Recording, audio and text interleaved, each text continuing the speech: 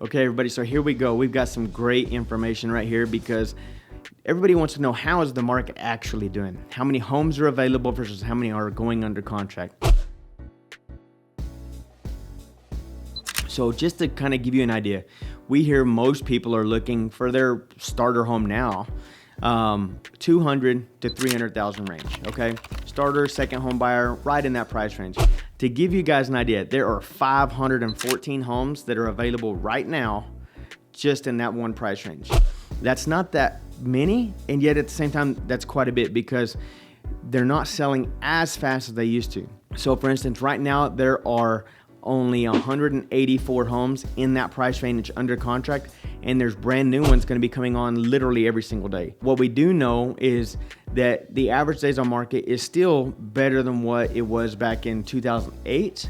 It's just not the same as what it was in 2021. The other price range we focus on is that 300 to 500,000, because you know those price ranges of people selling in that price range, 200 to 300, are going to be moving up typically most of the time. 300 to 500,000 is even better of a market to buy in. For instance, there's only 92 that are under contract in that one out of 348 homes. You have plenty of opportunity for looking at options, whereas back in the pandemic, you didn't have any options. It's like, hey, I think I can make this house work and I can pay over asking price to get it. So like what we talked about before, your investment just wasn't protected because of the low interest rates and the high demand.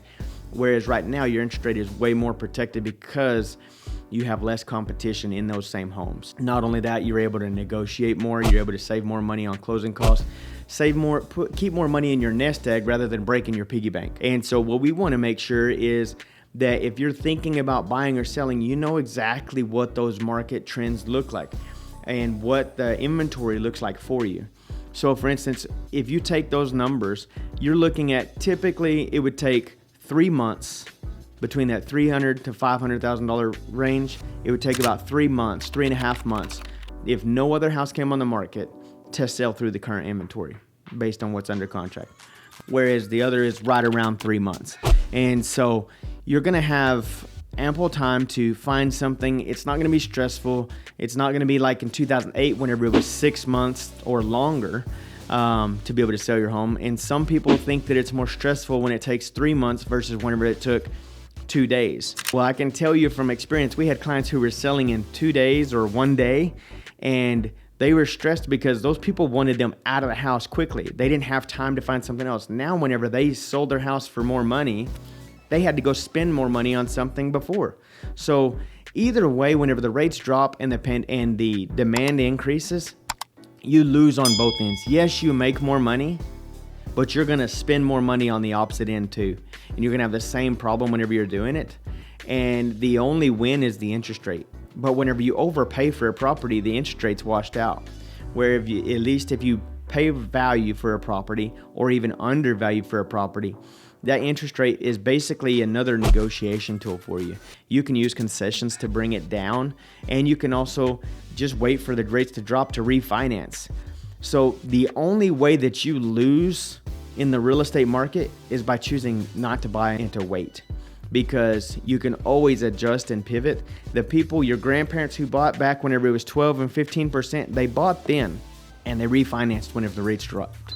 And not only did they win, they won huge if they stayed in long term, because the appreciation of your great grandparents' home that might have been 30 or 40,000 is now probably close to 300,000. So do you think they were mad when they bought at 12 or 15%, or do you think that they were glad?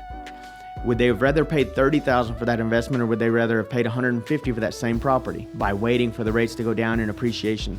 So waiting is only going to cost you more. It's going to cost you more in the end, and it's going to cost you the equity that you would have had if you had just pulled the trigger to begin with.